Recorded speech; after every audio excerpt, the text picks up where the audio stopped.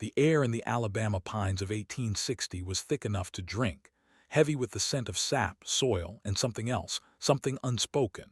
It was an air of anticipation, of impending storm both in the heavens and in the hearts of men.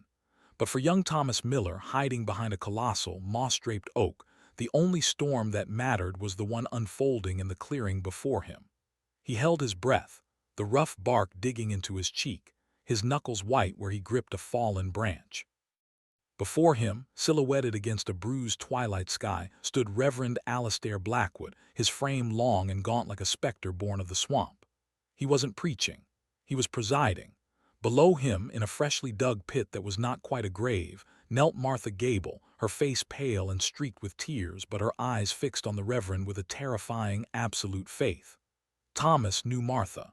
She baked the sweetest molasses cookies in Penance Creek and had always given him an extra one. Now she was on her knees in the dirt, her worn cotton dress already stained with the damp red clay. The Reverend's voice, a low baritone that could soothe a crying babe or command the fires of hell, drifted through the trees.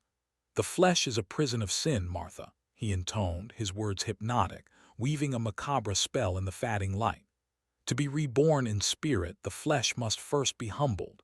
It must know the silence of the earth. It must be returned to the dust from which it was formed." Thomas watched, his 10-year-old mind struggling to comprehend the scene. This wasn't a baptism. This wasn't any church service he had ever seen.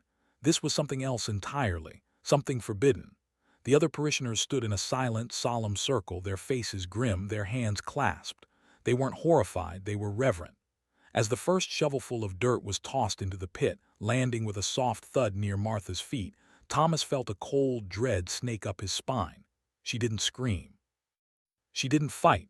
She simply closed her eyes and began to pray, her lips moving silently as the world began to close in around her. This was the ritual of final absolution, and it was only the beginning. The town of Penance Creek did not appear on most maps. It was a small, forgotten pocket of the world carved out of the dense Alabama wilderness, a place where time seemed to move differently, slower, and where secrets could take root in the dark soil like ancient trees. Founded by devout, hard-fearing settlers, its very name was a testament to a belief system built on the constant threat of damnation. Life here in 1860 was a cycle of hardship and prayer, of tilling unforgiving land under a punishing sun, and seeking solace within the whitewashed walls of the one and only church, the chapel of the penitent shepherd. It was into this insular, desperate world that Reverend Alastair Blackwood had arrived a year prior, like an answer to a prayer they didn't even know they'd offered. He was not like their previous preachers, who spoke of forgiveness and gentle mercy. Blackwood's sermons were fire and brimstone, symphonies of damnation that left the congregation trembling in their pews. He spoke of a world teetering on the edge of an abyss, a nation about to be torn asunder by a war that was a divine punishment for its sins. He painted vivid, horrifying pictures of the apocalypse, of the torments that awaited the unrighteous. But he also offered a way out. A path to purification so absolute, so profound, that it would guarantee their place in heaven, no matter what horrors unfolded on earth. His charisma was a powerful, almost supernatural force. His eyes, dark and piercing, seemed to look straight into the souls of his parishioners, seeing every hidden shame, every secret transgression. He preyed upon their deepest fears, the fear of a failed harvest, of sickness, of an unholy death, and most of all, the fear of God's final, terrible judgment. They were a flock adrift in a sea of anxiety, and Blackwood presented himself as their unshakable lighthouse, the only man who could guide them through the coming darkness. They clung to his words, his promises of a unique and certain salvation. They didn't see the predator behind the prophet's eyes. They saw only their shepherd, a shepherd who was slowly, deliberately, leading them to slaughter. Before the arrival of Reverend Blackwood, the disappearances in Penance Creek were of a more mundane, albeit tragic, nature.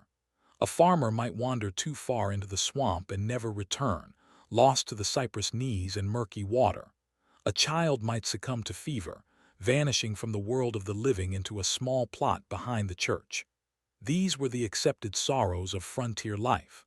But a few months after Blackwood's first sermon, a new kind of vanishing began. It was quieter, more deliberate, and cloaked in the language of faith. The first to go was old Jedediah Croft, a man whose hands were gnarled by arthritis, and whose heart was heavy with the recent loss of his wife. The Reverend announced one Sunday that Brother Jedediah had embarked on a sacred pilgrimage of solitude, venturing into the wilderness to cleanse his soul in isolation before his final journey to the Lord. The congregation nodded, their faces a mixture of solemn respect and perhaps a flicker of envy for such profound devotion. It was a beautiful, poetic end for a man of faith. No one questioned it. No one asked why Jedediah, who could barely walk to the general store without assistance, would undertake such an arduous journey. His small, dusty cabin was left untouched, a silent monument to his piety. A month later, it was the widow Eleanor Vance. She had been consumed by grief, a ghost in her own home. Reverend Blackwood explained that Sister Eleanor had chosen to enter a period of silent contemplation, retreating from the world to fully repent for the sin of despair. He assured the flock that her needs were being met, that she was under the church's protection as she underwent her spiritual trial. Again, the town accepted it. It was, after all, the Reverend's guidance. He knew the pathways to salvation that were hidden from them. The disappearances became a strange, macabre pattern, a testament to the supposed spiritual fervor sweeping through Penance Creek. Yet, a disquieting question lingered unspoken in the humid air. Why did this path to God always require one to vanish so completely from the world? The sermons began to change. The fire and brimstone remained, but now a new and disturbing theme emerged, woven through the threats of eternal damnation. Reverend Blackwood started preaching about the corruption of the flesh. He described the human body not as a temple, but as a cage of sin, a vessel of filth that tethered the pure soul to a fallen world. He spoke of the earth, the soil itself, as a purifying agent. "Dust you are, and to dust you shall return," he would thunder from the pulpit, his voice echoing in the rafters. But what if this return was not an end, but a beginning? What if, to truly be reborn in the eyes of the Almighty, the soul must first be freed by the humble embrace of the clay? He introduced the concept of the trial of humility, a ritual he claimed was ancient, a forbidden practice lost to the soft, forgiving doctrines of modern churches. He described it as a symbolic burial, a temporary surrender to the earth that would allow a person to confront their own mortality and emerge cleansed, renewed, and spiritually invincible. To the terrified and isolated people of Penance Creek, surrounded by the threat of war and the daily hardships of life, this offered a tangible, albeit extreme, solution. It was a shortcut to grace. The idea was horrifying, yet morbidly compelling. It tapped into their deepest fears and offered a radical, powerful antidote. Blackwood was a master manipulator, framing this macabre ordeal as the ultimate act of faith. "To trust God with your final breath is one thing," he would say, his voice dropping to a conspiratorial whisper. "But to trust Him with the breath in your lungs, to surrender your living body to His hallowed ground, that is a faith that shakes the very foundations of heaven." He was planting a seed of an idea so monstrous that it could only take root in minds already tilled with desperation and fear. He wasn't just their preacher anymore. He was becoming the sole arbiter of their eternity. Silas Croft, the town blacksmith and nephew of the vanished Jedediah, was a man of iron and fire, not sermons and scripture. His faith was in the predictable heat of his forge and the solid weight of a hammer in his hand. While the rest of Penance Creek was swept up in Reverend Blackwood's apocalyptic fervor, Silas remained stubbornly grounded. He found the preacher's charisma to be unsettling, his promises too grand, his gaze too intense. He had loved his uncle, and the story of a crippled old man suddenly embarking on a wilderness pilgrimage never sat right with him. It was a loose thread in the tightly woven narrative the Reverend was spinning, and Silas couldn't resist pulling at it. One sweltering afternoon, driven by a gnawing suspicion he couldn't name, Silas made his way to his uncle's abandoned cabin. The air inside was stale and thick with dust. Everything was exactly as Jedediah had left it. His reading spectacles rested on a worn Bible by his bedside.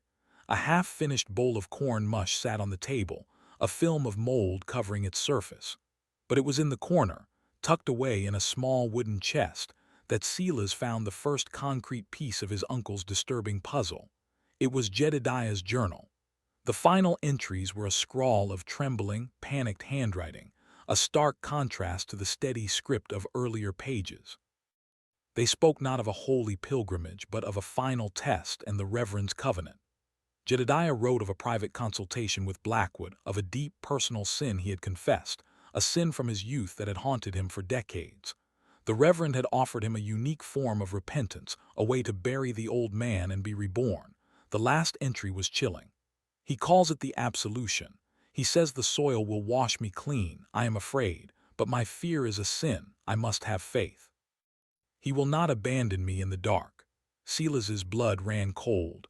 This wasn't a pilgrimage, this was something else, a ritual, a covenant, and his uncle hadn't gone to it with peace in his heart but with terror. The blacksmith closed the journal, the smell of dust and decay filling his lungs. The story the Reverend had told the town was a lie, and Silas now held the proof. The Henderson family was the heart of Penance Creek.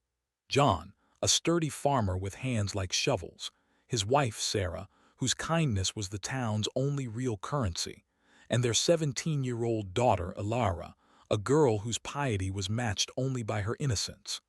Ilara was utterly captivated by Reverend Blackwood. She would hang on his every word, her wide, blue eyes filled with a mixture of fear and adoration. She filled notebooks with his sermons, her elegant script detailing the horrifying punishments that awaited sinners and the glorious rewards promised to the truly faithful. To her, the Reverend was a direct line to God, a holy man sent to guide their small community through the coming tribulations. Her devotion, however, was beginning to create a rift in the family. John Henderson, much like Silas, was a practical man. He respected the church, but was wary of the fanaticism that was taking hold of his neighbors and his daughter. He saw the fear in Ilara's eyes, and it troubled him deeply. He heard the whispers about the trial of humility and the final absolution, and felt a primal sense of wrongness. He argued with Sarah in hushed tones late at night, questioning the wisdom of placing such absolute trust in a man they barely knew. "This isn't faith, Sarah," he'd murmur, the floorboards creaking under his anxious packing. "It's a fever. He's making them sick with fear, and then selling them a cure that sounds worse than the disease." But Sarah, caught between her husband's pragmatism and her daughter's fervent belief, was torn. She saw the comfort the Reverend's promises brought to Ilara and so many others. In a world that felt increasingly out of control, Blackwood offered a sense of certainty, a clear, albeit terrifying, path forward. The tension in the Henderson household was a microcosm of the entire town, a battle between reason and a desperate, intoxicating fanaticism. Ilara, meanwhile, was secretly meeting with the Reverend for private spiritual counseling. She confessed her deepest, most innocent fears of not being worthy, of disappointing God. And Blackwood listened, his dark eyes filled with a predatory sympathy, nurturing her fears, cultivating her devotion, preparing her for the ultimate test of her faith. The whispers grew louder, slithering through Penance Creek like the venomous snakes in the surrounding swampland. They spoke of the hallowed ground, a specific, secluded plot of land deep in the woods, consecrated by Reverend Blackwood himself. It was said to be a place outside of God's ordinary judgment, a patch of earth where miracles of purification could occur. Children were warned away from it, told that the ground was too holy for the souls of the innocent, that it was a place only for the truly penitent. The folklore of the town began to warp, blending old superstitions with the Reverend's new Macabre theology. Stories circulated of how the earth in that clearing was different, darker, richer, and unnaturally warm, even on the coldest nights. Some claimed that on a moonless night, you could press your ear to the ground and hear faint, muffled whispers, the sounds of souls in communion with the soil. These tales, meant to be cautionary, instead added to the mystique and power of the Reverend's forbidden rituals. They transformed a horrifying concept into a local legend, a source of both terror and fascination. The mystery of what truly happened during the final absolution became a powerful tool for Blackwood. The ambiguity allowed people's imaginations to fill in the blanks, often with ideas far more glorious and spiritual than the grim reality. They imagined a peaceful, transformative experience, a temporary slumber followed by a radiant awakening. The truth was a secret kept by the silent, solemn few who had participated, their faces now etched with a permanent, haunted serenity that others mistook for holiness. If you find the dark allure of these forbidden histories as compelling as we do, consider subscribing to our channel. Because the veil of secrecy in Penance Creek is about to be torn away, revealing a horror far more disturbing than any local legend could ever suggest. The whispers were just the beginning of a nightmare that would consume them all. Silas Croft was not a man to sit on a terrible secret. Armed with his uncle's journal, he sought out the one person in town he thought might still be tethered to reason, John Henderson. He found the farmer mending a fence at the edge of his property, his face a mask of worry. Silas didn't waste time with pleasantries. He laid the journal on a fence post, its leather cover seeming to absorb the oppressive heat of the afternoon sun. "Read the last few pages," Silas said, his voice low and urgent. "This business with my uncle, it wasn't a pilgrimage." John read, his brow furrowing deeper with every trembling word Jedediah had written. The color drained from his face. The vague, unsettling rumors he had heard were now anchored to a terrifying, concrete reality. "The absolution, he says the soil will wash me clean," John read aloud, his voice barely a whisper. He looked up at Silas, his eyes wide with a dawning horror. "My God, Silas, what does this mean? He will not abandon me in the dark." The two men stood in silence for a long moment, the sounds of the farm, a distant cowbell, the buzz of insects, seeming to belong to another world. The implications of Jedediah's words were monstrous, almost too macabre to contemplate. They were no longer just dealing with a preacher whose sermons were too fiery. They were dealing with a man who was convincing his followers to participate in a ritual so extreme, so dangerous, it defied all logic. "It means he's not just preaching damnation," Silas said, his voice hard as the iron he forged. "He's delivering it." The conversation then turned to Alara. John confessed his deep-seated fear for his daughter, her complete and utter devotion to Blackwood. He described her private meetings, the way her eyes shone with an unhealthy light when she spoke of the Reverend. A pact was made between the two men right there, by the splintered fence post. They would not let this madness continue.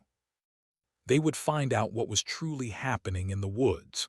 They would uncover the truth of the hallowed ground. They were two men of logic and labor against a tide of fanaticism, and they knew they were running out of time. For John Henderson, this was no longer about the soul of the town. It was about the life of his daughter.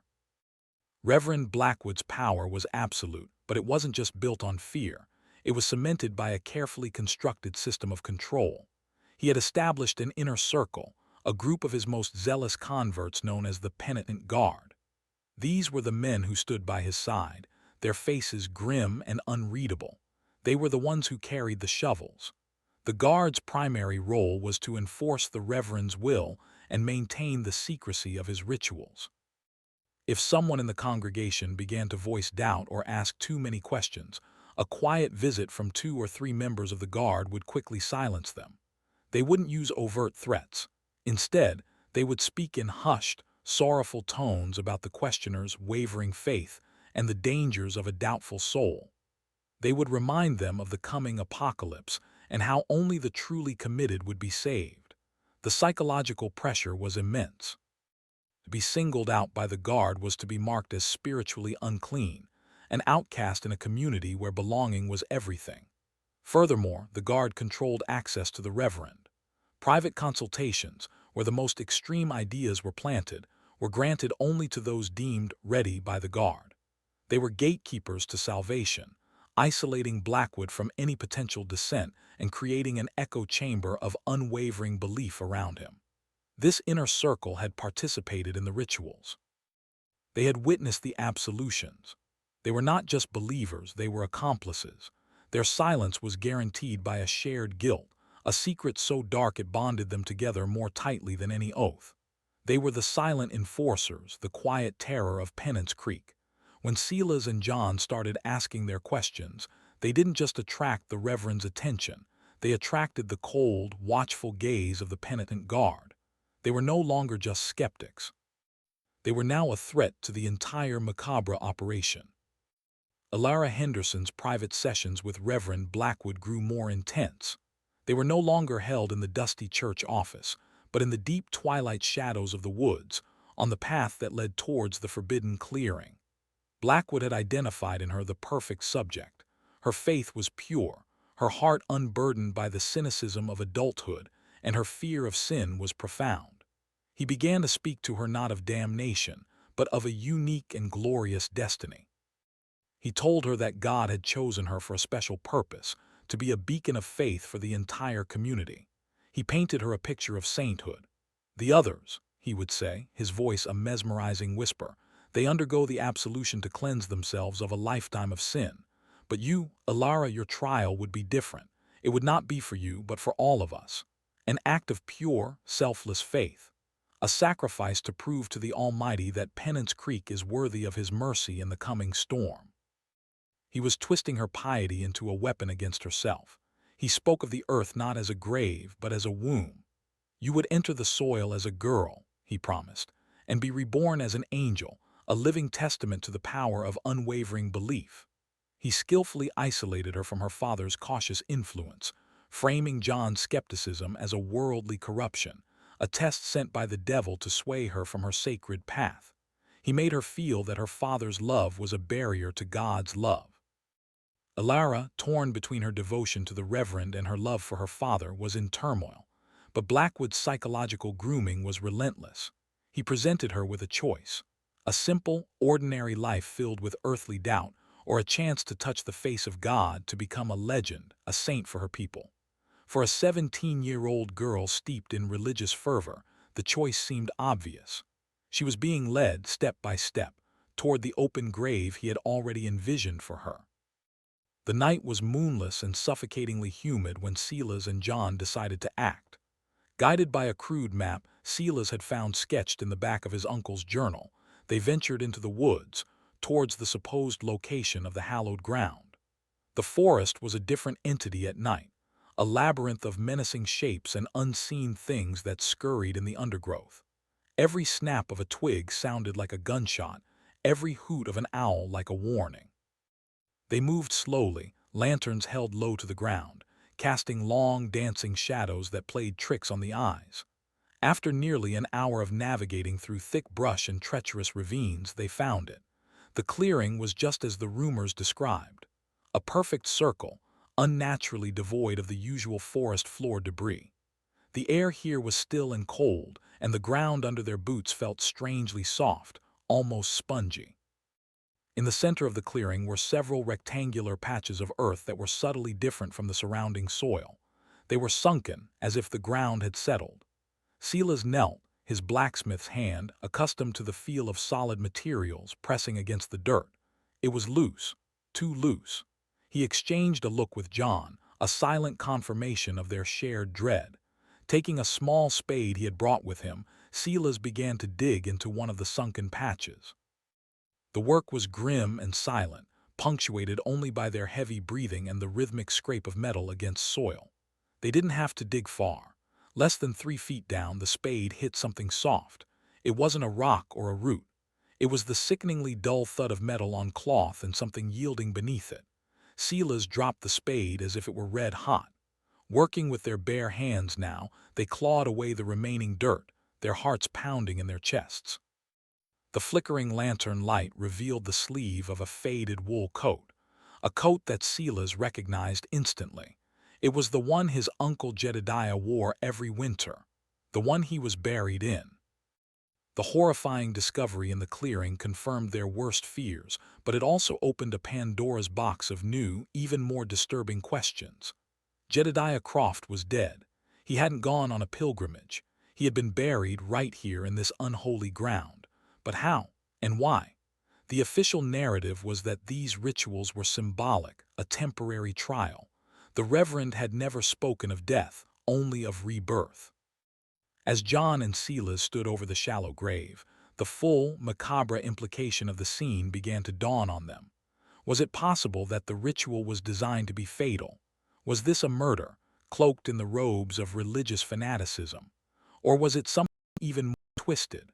Perhaps the rebirth was purely spiritual, and the death of the physical body was a planned, accepted part of the process. The idea that their neighbors, people they had known their whole lives, would willingly submit to being buried alive was almost too monstrous to comprehend. Yet, Jedediah's own journal entry suggested he went with a mixture of fear and faith. He will not abandon me in the dark. Had he been lied to? Did he believe he would be dug up? The sinister ambiguity of the Reverend's sermons now seemed terrifyingly deliberate. He spoke in parables and metaphors, allowing his followers to believe what they wanted to believe, while he alone knew the ritual's true, final purpose. The two men realized they were standing in a clandestine cemetery. The other sunken patches of ground were not signs of settled earth. They were graves. The widow Eleanor Vance, and who knew how many others who had retreated from the world, were likely lying just inches beneath their feet. Penance Creek was not a town of devout believers. It was the hunting ground of a serial killer who had convinced his victims to dig their own graves. The immediate, pressing question now was how to stop him. How do you accuse a man who is seen as a living saint, a man protected by a guard of zealots and the blind faith of an entire town? And how do you do it before he chooses his next victim? News of the gruesome discovery could not be allowed to spread. Not yet. Silas and John knew that if they simply ran back to town screaming about murder, they would be dismissed as madmen, or worse, as heretics. The penitent guard would silence them before they could convince anyone. Their word against the Reverend was worth nothing. Blackwood had insulated himself perfectly. They needed more than a body. They needed irrefutable proof of his deception, something that would shatter the faith of his followers beyond repair. They reburied the top layer of soil in Jedediah's grave, a grim and hasty act to conceal their intrusion, and retreated back to the Henderson farm to form a plan. Their strategy had to be twofold. First, they had to protect Alara. John made the difficult decision to confine his own daughter to the house, a move that felt like a betrayal but was born of pure terror. He forbade her from attending church services or meeting with the Reverend, manufacturing an excuse of a sudden illness. The decision was met with a storm of protest from Alara, who accused him of trying to sever her from God. The arguments were heartbreaking, her tearful accusations of his faithlessness cutting him to the core. But John held firm, his heart aching with the knowledge that he was saving her from a fate she would have willingly embraced. Second, they needed to find a weakness in Blackwood's armor. They reasoned that a man capable of such elaborate, evil deception must have a past. He couldn't have simply materialized out of the Alabama woods. He had to have their own out who Alabama was before he came to Penance Creek. It was a desperate, almost impossible task in an era with no centralized records or rapid communication. But it was the only path they could see that didn't end with more shallow graves in the woods. While John stood guard over his daughter, Silas would have to be the one to venture out, to follow a ghost's trail back into the past. While Silas prepared for his journey, the atmosphere in Penance Creek grew even more tense. Reverend Blackwood, deprived of his prized convert Alara, became a different kind of preacher. His sermons, once filled with promises of a glorious, purifying trial, now took on a darker, more paranoid tone. He began to speak of serpents in the flock, of wolves hiding in sheep's clothing, sent by the devil to test the faith of the true believers. He never mentioned John Henderson or Silas Croft by name, but his implications were crystal clear. He was turning the town against them, preemptively discrediting any accusation they might bring forward. He described skepticism not as a product of reason, but as a spiritual poison, a contagion that could damn not only the doubter but their entire family. The congregation, already primed for paranoia, absorbed his words like dry earth absorbs rain. Neighbors who had known John Henderson his entire life began to look at him with suspicion. His absence from church, once unthinkable for a family man, was now seen as proof of his corruption. The penitent guard began a subtle but constant watch on the Henderson farm. They would be seen at the edge of the property, silent and still as scarecrows, their presence a constant, unspoken threat. Ilara's illness was whispered about not with sympathy but with a kind of grim satisfaction. It was seen as God's punishment for her father's wavering faith. Blackwood was expertly orchestrating a campaign of psychological warfare. He was isolating the Hendersons, turning their home into a prison, not just physically for Ilara, but socially for the entire family. John was trapped. He couldn't leave to help Silas for fear of what the guard might do to his wife and daughter. He couldn't speak out for fear of being branded a heretic and losing what little standing he had left. He could only watch and wait, a prisoner in his own home, as the man who wanted to murder his daughter turned the entire world against him. The pressure was building, and John knew that something was about to break. Silas Croft's journey began with a single, flimsy clue: a receipt for a horse and buggy found tucked inside an old almanac in his uncle's cabin, from a town called New Eden, some 80 miles to the east. It was dated just before Reverend Blackwood's arrival in Pennant's Creek. It was a long shot, but it was all he had. He told the few people who asked that he was traveling to procure a special type of coal for his forge, a believable lie for a blacksmith. The journey itself was arduous, a multi-day ride through unforgiving territory. As he traveled, the world of Pennant's Creek with its insular fanaticism began to feel like a distant, feverish dream. The towns he passed through were filled with their own anxieties, mostly the rumblings of secession and war, but none had the peculiar, cult-like intensity that Blackwood had fostered. When he finally arrived in New Eden, a larger and more established town, he began his search. He started at the livery stable, showing the receipt. The stable owner, a gruff old man, remembered the transaction.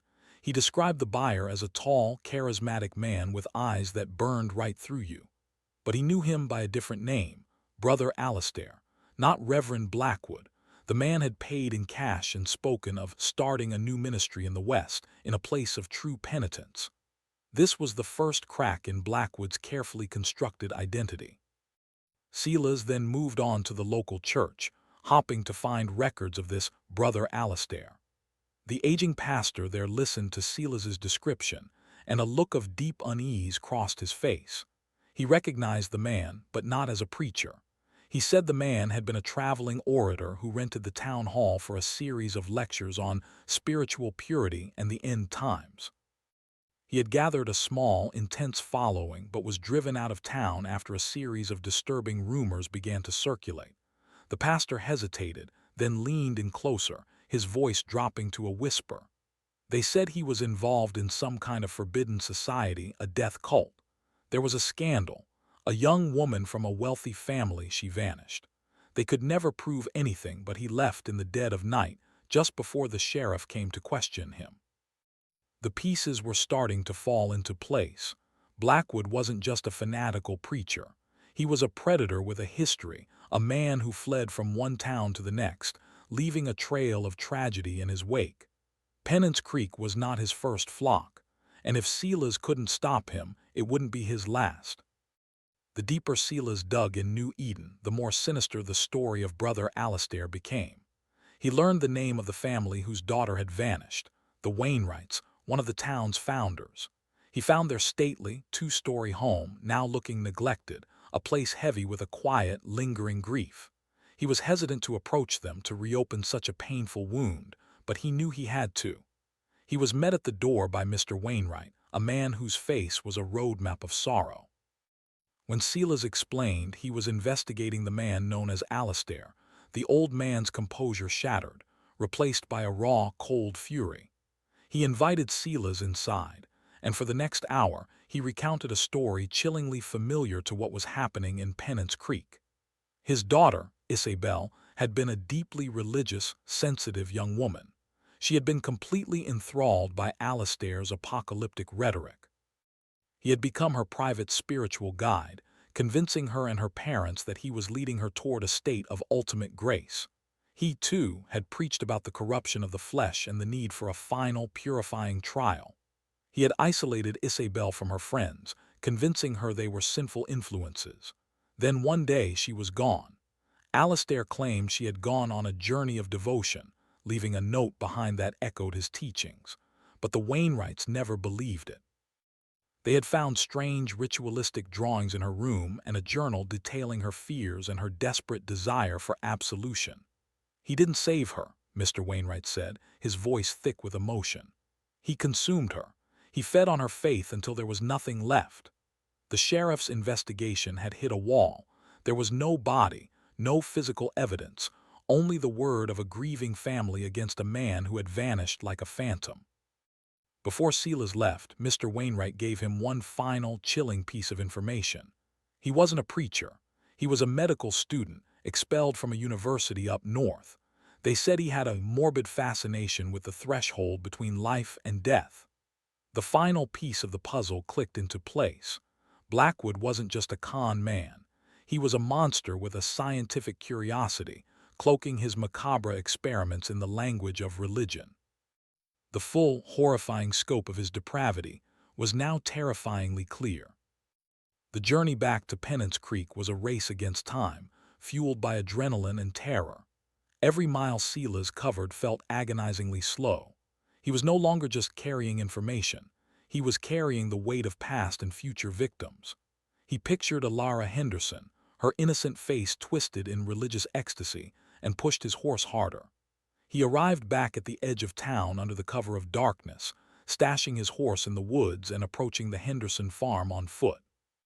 The place was like a fortress under siege. The lights were low, and he could see the silhouette of John Henderson packing back and forth behind a window.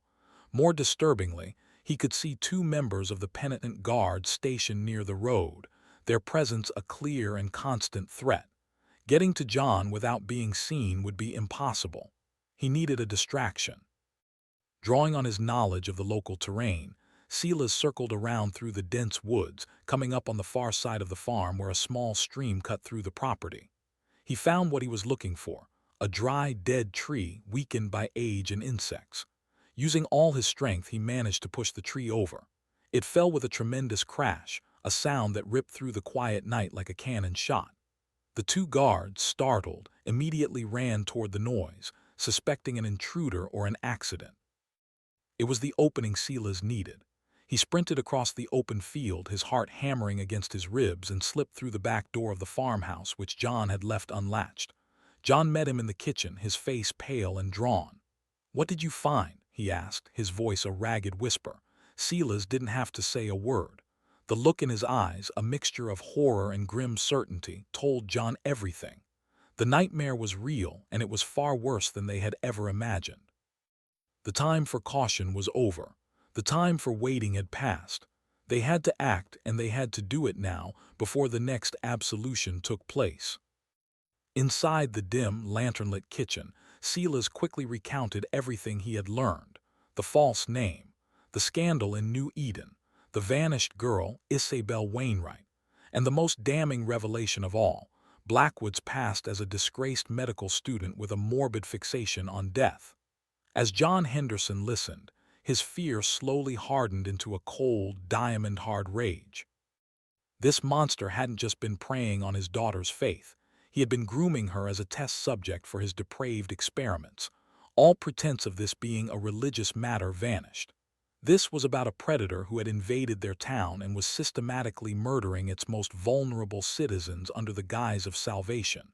But what could they do? The town was against them. The penitent guard was watching their every move. A direct confrontation was suicide. They were two men against an entire cult. It was then that Sarah Henderson, who had been listening silently from the doorway, her face a mask of terror, spoke up. "The church," she said, her voice trembling but firm. "It's all built around the church. The secrets must be there." She was right. Blackwood's power emanated from the pulpit. His authority was tied to that building. If they could find something there, something to expose him, something to break the spell he held over the town, they might have a chance. It was a desperate gamble. The church was the heart of Blackwood's territory, almost certainly guarded, but Sarah's words sparked an idea. They wouldn't attack Blackwood directly. They would attack the source of his power. Their new plan was as simple as it was dangerous: break into the chapel of the penitent shepherd and find the evidence that would condemn Alistair Blackwood once and for all. They would have to move that very night, while the guards were still unsettled by the distraction and before the Reverend could choose his next victim. It was a final, desperate roll of the dice.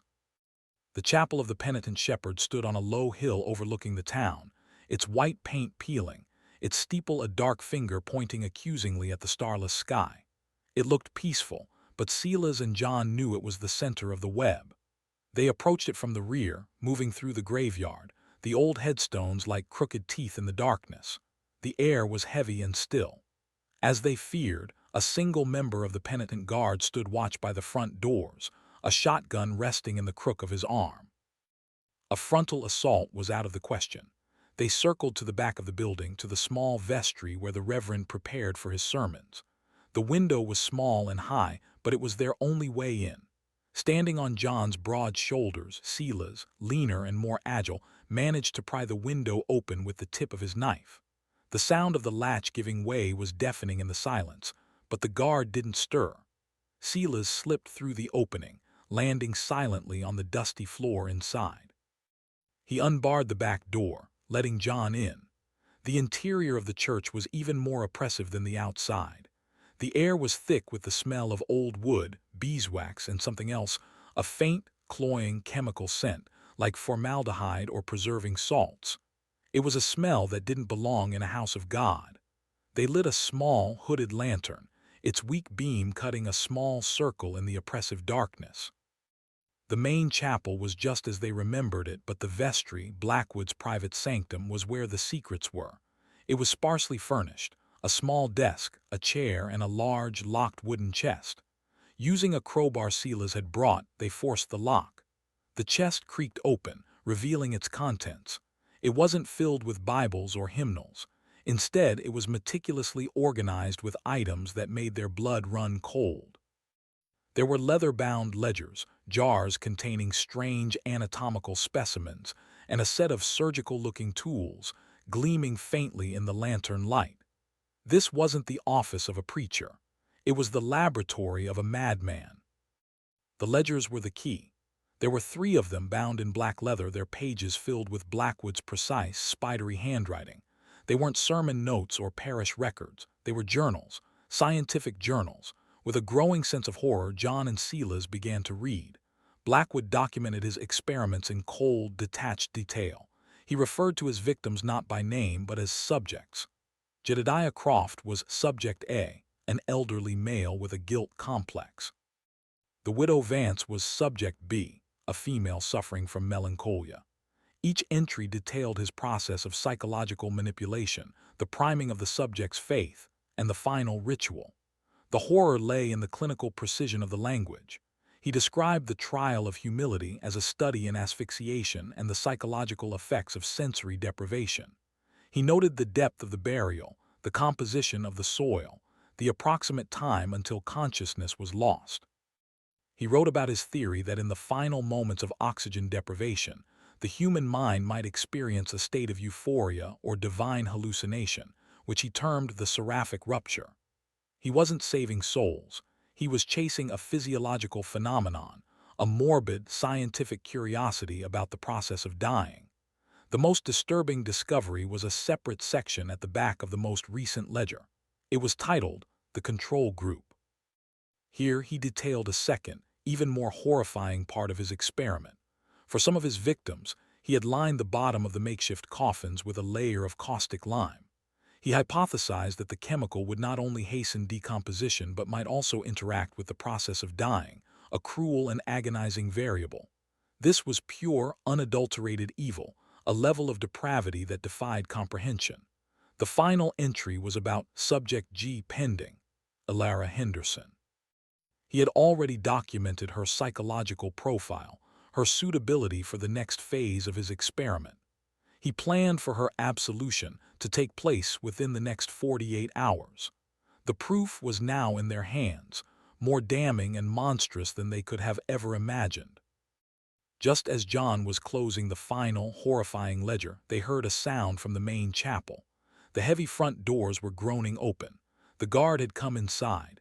Panic seized them. They were trapped in the small vestry with the evidence of Blackwood's atrocities. There was nowhere to run. They extinguished the lantern, plunging the room into absolute darkness. They could hear the slow, heavy footsteps of the guard echoing on the wooden floorboards of the chapel, coming closer. He was making his rounds. Silas grabbed the heavy crowbar while John clutched the ledgers to his chest. They pressed themselves into the darkest corner of the room, their breathing seeming impossibly loud. The footsteps stopped just outside the vestry door. The doorknob began to turn. This was it. The door creaked open, and a sliver of moonlight from the chapel's high windows cut into the room, silhouetting the guard's large frame. He took one step inside, peering into the darkness, perhaps having heard something or perhaps just being thorough. In that split second, John Henderson made a decision. He was a farmer, not a killer, but this was for his daughter. As the guard stepped forward, John lunged from the shadows, not with a weapon but with the full weight of his body, tackling the man around the knees. The guard grunted in surprise, stumbling forward. Before he could recover or raise his shotgun, Silas was on him, bringing the heavy crowbar down in a single, brutal arc against the side of the man's head. The sound was a sickening, wet crack that echoed in the silent church. The guard collapsed without another sound, a dark pool beginning to spread on the floorboards around his head. A terrible silence descended upon the room. John and Silas stood over the body, breathing heavily, the reality of what they had just done washing over them. They had crossed a line. They were no longer just uncovering a crime, they had become part of it. But there was no time for regret. They had the proof, but they had also just committed murder. The act of violence, as grim and necessary as it felt, changed the equation completely. They couldn't simply present the ledgers to the town now. They would be seen as murderers themselves, their story tainted, their evidence dismissed as a fabrication to cover their own crime. Blackwood would twist it, paint them as violent blasphemers who had killed one of his faithful guards in a sacrilegious rage. They were running out of options, cornered by the very monster they were trying to expose. Dragging the guard's body into the vestry and hiding it under a heavy tapestry, they knew they had only bought themselves a small amount of time. Someone would come looking for him eventually. They had to end this tonight. Their only remaining option was a direct confrontation, but not with the town as their audience. They had to confront Blackwood himself. Their new plan was born of pure desperation. They would use the ledgers not as evidence for the public, but as leverage against the man himself. They would go to the preacher's residence, the small house provided by the church, and force a confession. What they would do after that they didn't know. Perhaps force him to leave town forever.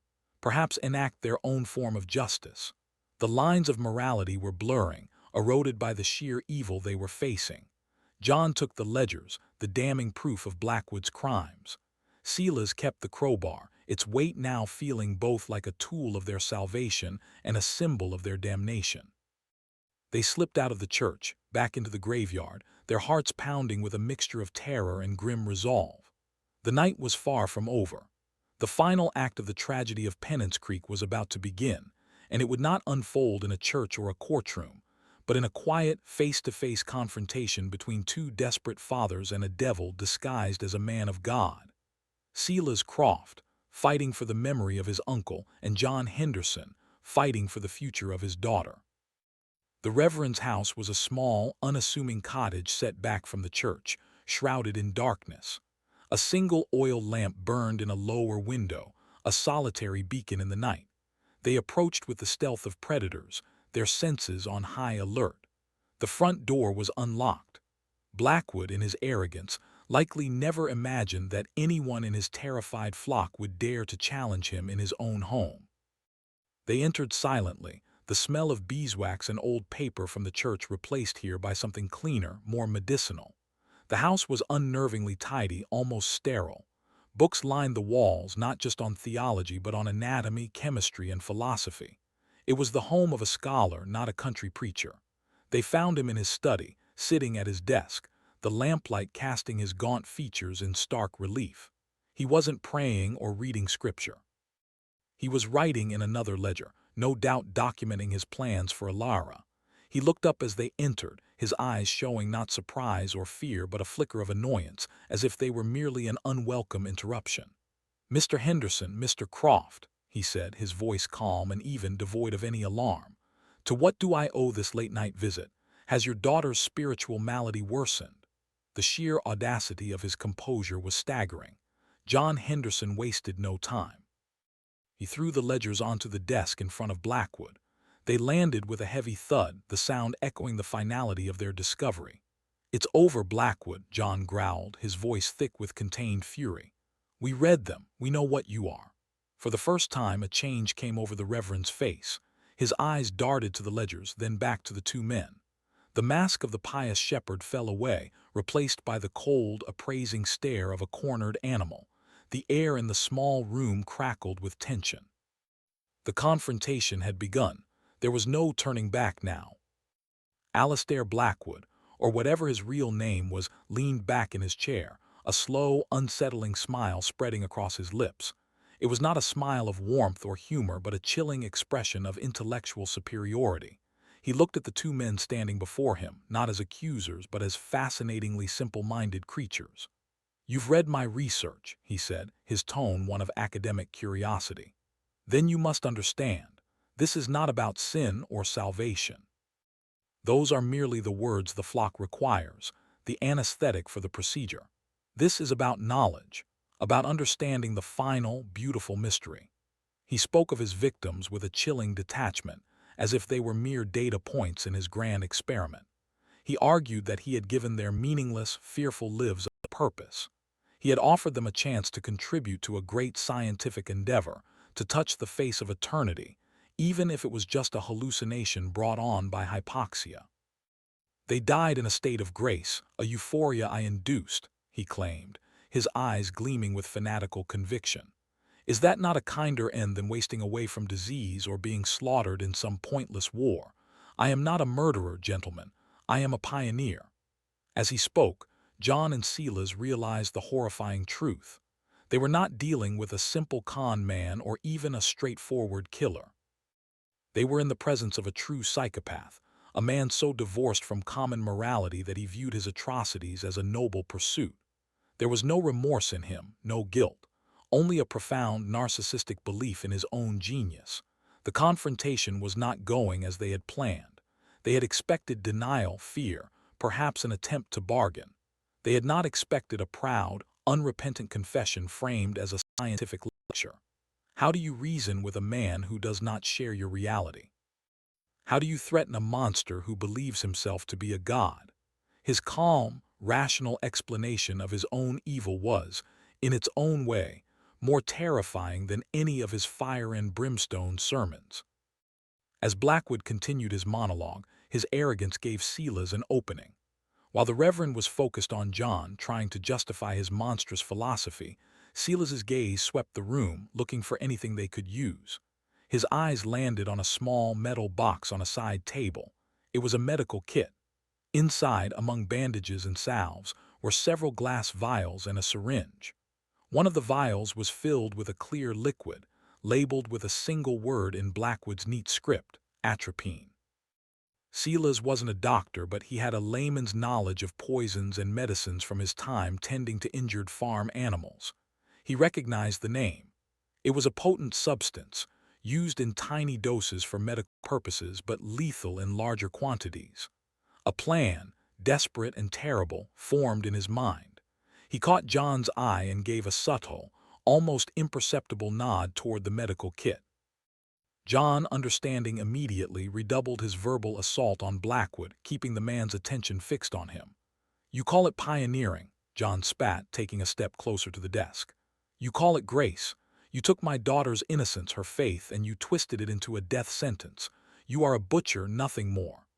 While John held the Reverend's gaze, Silas moved silently, like a shadow, around the edge of the room. He picked up the syringe and carefully drew the clear liquid from the vial of atropine. His hands, usually steady at the forge, trembled slightly. This was a new kind of fire he was playing with, a new kind of iron he was shaping. The air was thick with John's righteous fury and Blackwood's cold, intellectual disdain. The preacher was so wrapped up in his own twisted justifications, so confident in his psychological control, that he failed to notice the blacksmith circling behind him. He didn't see the glint of the needle in the lamplight. He didn't see death approaching, not with a sermon but with a silent, slender point of steel. The hunter was about to become the hunted. The final moments were a blur of chaotic motion. As John leaned forward, slamming his fist on the desk to emphasize his point, Blackwood finally noticed the movement behind him. He turned, his eyes widening for a fraction of a second as he saw Silas lunging with the syringe. The preacher moved with a surprising, snake-like speed, knocking his chair over to block Silas's path. The room erupted into a desperate struggle. John vaulted over the desk, grabbing Blackwood by the collar of his coat. The three men crashed to the floor in a tangle of limbs. Blackwood was stronger than his gaunt frame suggested, fighting with the feral energy of a cornered predator. He clawed at John's face, his scholarly demeanor gone, replaced by a mask of pure, murderous rage. Silas, pinned beneath the overturned furniture, struggled to get a clear shot with the syringe. The needle was a fragile instrument for such a brutal conflict. He jabbed it forward, aiming for any exposed flesh. He felt the needle sink into the thick fabric of Blackwood's coat, and for a horrible second he thought he had missed. But then he felt a slight give, a penetration into the muscle and flesh beneath. He pushed the plunger down, emptying the contents of the syringe. Blackwood let out a choked gasp, a sound of surprise and pain. He looked down at the needle protruding from his shoulder, then up at Silas, his eyes filled with a look of pure, unadulterated hatred. The fight seemed to drain out of him almost instantly. Whether from the shock of the injection or the fast-acting poison, his struggles weakened. John, seizing the advantage, landed a solid punch on the Reverend's jaw, dazing him. The struggle was over. Alistair Blackwood lay on the floor, breathing in ragged, shallow gasps, his eyes beginning to glaze over. They had done it. They had stopped him. But now a new and terrible problem presented itself. What to do with the body of a man they had just poisoned? There could be no body. They knew this with absolute certainty. The death of the Reverend, especially by poison, would bring an investigation from outside the county. Questions would be asked that they couldn't answer. The discovery of the guard's body in the church would be inevitable. They would be hanged for murder, and the truth of Blackwood's atrocities might die with them, his victims' names never cleared. In the grim, silent study, surrounded by the evidence of Blackwood's madness, they made a pact. The devil would disappear.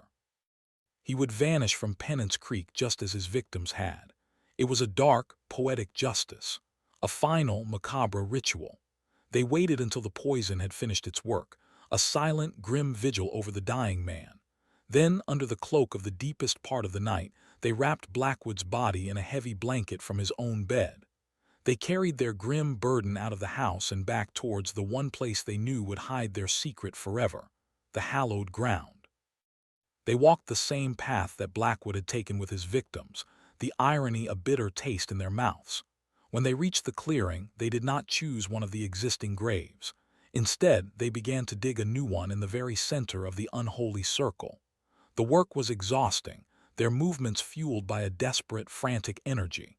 They were no longer just a blacksmith and a farmer. They were conspirators, bound together by a shared, terrible secret. They placed his body in the shallow pit, along with the ledgers, burying the evidence with the man himself. As they shoveled the last of the loose, dark earth over his makeshift grave, a sense of profound and terrible finality washed over them. Alistair Blackwood, the man who believed the earth was a tool for his experiments, had finally been returned to the dust. He had become another one of Penance Creek's forbidden secrets, buried in the dark Alabama soil. The next morning, Penance Creek awoke to a town without its shepherd. The Reverend was gone. His house was empty, his horse and buggy missing from the stable. At first there was confusion, which quickly turned to panic among his most devoted followers. The penitent guard searched the church, the house, the surrounding woods. They found nothing. No note, no sign of a struggle. He had simply vanished. John Henderson and Silas Croft played their parts to perfection. They feigned ignorance and concern, joining in the public discussions, their faces grim. They allowed the narrative to be shaped by the very fanaticism Blackwood had created. The most zealous members of the flock began to craft a new legend. The Reverend had not abandoned them, they claimed. He had ascended. He had been called to a higher purpose, taken up by the Lord as a reward for his unwavering faith. He had become a martyr, a saint who had walked among them. This new myth served John and Silas's purposes perfectly. It explained the disappearance without arousing suspicion. It allowed the town to process its collective trauma by transforming the predator into a deity. The story of the holy man who simply vanished became the new folklore of Penance Creek, a final, twisted testament to his power of manipulation, a power that now worked for his killers from beyond the grave he lay in. The search for the missing guard was brief and fruitless. It was assumed that he had accompanied the Reverend on his holy departure, a loyal disciple chosen to join his master. The two disappearances became intertwined, part of the same miraculous event. The town, in its desperation to believe, accepted the story without question. It was easier to believe in a miracle than to confront the horrifying possibility that they had been following a monster. The spell, however, was broken. With Blackwood gone, the fever of fanaticism that had gripped Penance Creek began to recede. His sermons, which had seemed so powerful and profound when delivered by his charismatic voice, were now just hollow, frightening words. The constant, oppressive fear of damnation began to lift, replaced by the more immediate, practical concerns of daily life. The penitent guard, without their leader, lost their purpose and authority. They disbanded, melting back into the community, the dark secrets they carried now a silent, personal burden. The trial of humility and the final absolution were never spoken of again. The hallowed ground in the woods was once again just a clearing, a place to be avoided, now imbued with a new, more mysterious superstition. The town did not heal, not really. It simply learned to forget. A collective amnesia settled over the community, a silent, unspoken agreement to never speak of the dark time, to never question the disappearances of Jedediah Croft or the widow Vance. Their names were lost to a history that was deliberately, desperately, being rewritten. John Henderson held his daughter Alara close, her faith shattered, her mind struggling to reconcile the saint she had worshipped with the monstrous truth her father eventually had to reveal. Her recovery would be long and difficult, a journey out of a darkness that had almost consumed her. Silas Croft returned to his forge, the heat and the rhythmic clang of his hammer a kind of therapy. But sometimes when he was alone, he would look at his hands, the same hands that had swung the crowbar, and wonder if the stain of that night in the church would ever truly wash away. They had saved the town, but they had sacrificed a piece of their own souls to do it. The secrets buried in Penance Creek did not stay entirely dormant. Years later, after the Civil War had come and gone, scarring the land and its people, stories began to leak out. Not the full, horrifying truth, but fractured whispers, fragments of the nightmare. Travelers passing through the area would hear tales of a ghost town where a preacher had practiced a forbidden, banned form of worship. They spoke of a curse that lay upon the land, of a place where the earth itself was said to be poisoned by dark rituals. The hallowed ground became a place of local legend, a destination for the morbidly curious. People claimed that nothing would grow in the clearing, that animals avoided it, and that on certain nights you could still hear the muffled prayers of the dead rising from beneath the soil. The story of the preacher who buried his parishioners became a macabre piece of Alabama folklore, a ghost story told around campfires. The details were warped and exaggerated over time. In some versions, the preacher was a demon. In others, he could raise the dead. The truth of Alistair Blackwood, the calculating, scientific psychopath, was lost, replaced by a more palatable, supernatural evil. His victims were largely forgotten, their names and stories erased, remembered only as nameless followers of a mad cult. The ledgers, with their cold, clinical documentation of his crimes, remained buried with him, a permanent, silent confession that would never be read. The case, if it could even be called one, went permanently cold. It became a story without an ending, a mystery without a solution, a perfect crime hidden beneath a layer of folklore and the willing ignorance of a town desperate to move on. If you appreciate delving into these cold cases of history that blur the line between fact and forbidden folklore, ensure you are subscribed and have notifications turned on. The darkness of the past has many more stories to tell. What became of our two unwilling conspirators, John Henderson and Silas Croft? They lived out their lives in Penance Creek, bound by their shared secret. John watched his daughter Alara slowly heal, though she never fully regained the innocent piety of her youth. She eventually married and had children of her own, but she never again set foot inside a church. The Henderson family remained in Penance Creek, their name forever tied to the land, their legacy one of quiet survival. John Henderson became a pillar of the rebuilt community, a man known for his quiet strength and his fierce, protective love for his family. But those who knew him well saw a sadness in his eyes that never left, the look of a man who had seen the absolute worst of human nature. Silas Croft never married. He remained the town blacksmith, a solitary figure who kept to himself. He was respected for his work but considered aloof, a man content with the company of his fire and his iron. The townspeople whispered that the horrors of the war had changed him, never knowing the true source of his grim solitude. He was the silent guardian of the town's darkest secret. It is said that once a year, on the anniversary of that terrible night, he would walk into the woods, alone, and visit the clearing. He wasn't there to mourn Blackwood, but to ensure the ground remained undisturbed, to stand watch over the grave of the monster he had helped put there. The two men rarely spoke of what they had done. They didn't need to. A look, a nod, a shared silence was enough. They were the only two people in the world who knew the full, horrifying truth of what had happened in Penance Creek, a burden they carried with them to their own graves. The legacy of Alistair Blackwood is a chilling testament to the power of charisma and the vulnerability of faith in times of crisis. He was a master of what we now call psychological manipulation and coercive control.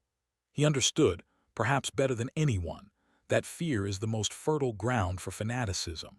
He arrived in Penance Creek at a moment of profound societal anxiety. The nation was on the brink of a catastrophic war, and life on the frontier was fraught with uncertainty. He expertly channeled these ambient fears, focusing them, giving them a name, sin, and a face, damnation.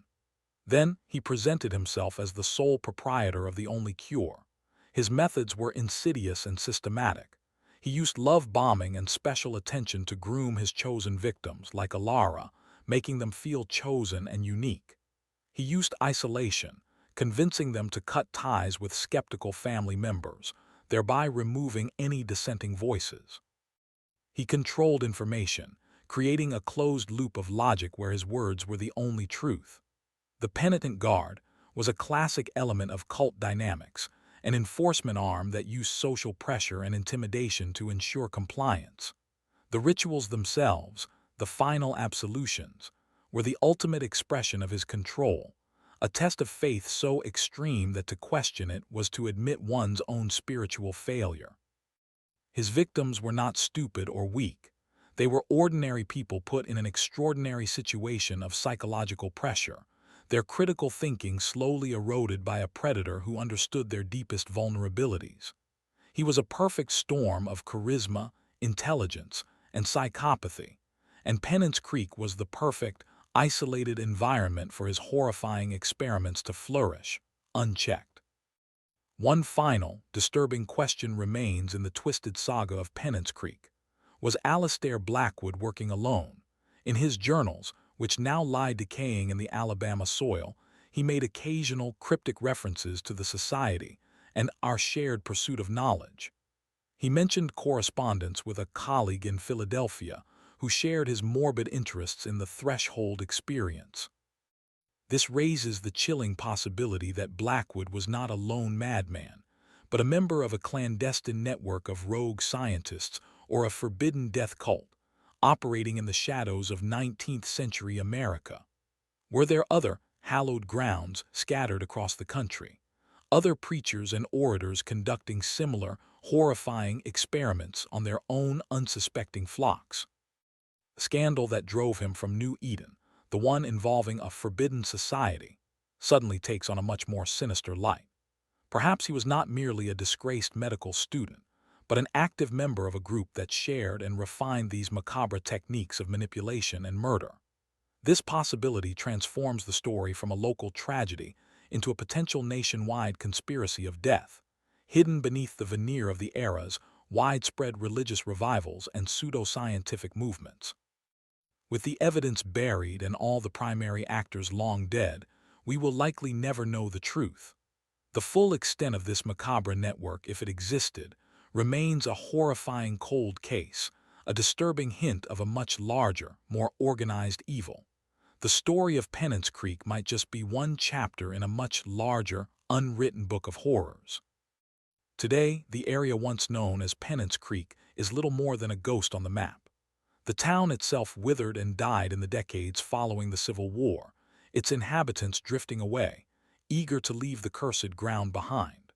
The forest has reclaimed the land, the crumbling foundations of the church and the few remaining cabins now choked with kudzu and poison ivy. The graveyard is an indecipherable jumble of fallen, weather-worn stones. The hallowed ground, the clearing where Blackwood conducted his rituals and where he himself is buried, is now indistinguishable from the surrounding wilderness. There are no markers, no monuments. The only thing that remains is the story.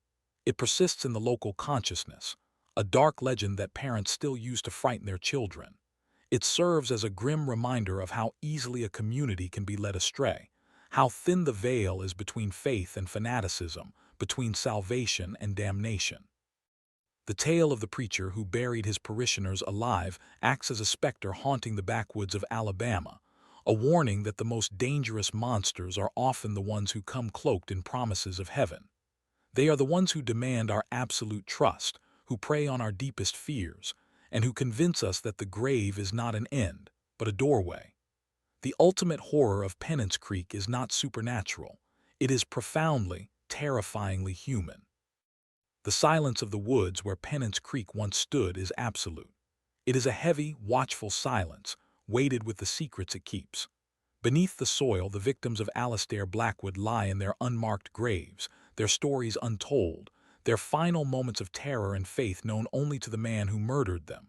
And somewhere nearby, in his own unhallowed grave, lies the preacher himself, his monstrous journals dissolving into the very earth he sought to master. The cycle is complete. The dust has returned to dust, but the questions linger, hanging in the humid air like Spanish moss. How many others were there? How many more victims lie in forgotten clearings across the country? Did his Society of Death continue its work after he was gone? The story of Penance Creek has no clean resolution, no final justice. The truth was buried with the bodies, and the full scope of the horror can only be guessed at. It serves as a chilling, unresolved testament to the darkness that can fester in isolated places and in the hearts of men. And it leaves us with one final, deeply unsettling thought. We only know the stories of the monsters who were caught. How many others, just as cunning, just as patient, and just as evil as Alastair Blackwood, succeeded in their macabre work, leaving behind nothing but whispers, legends, and a handful of people who simply vanished?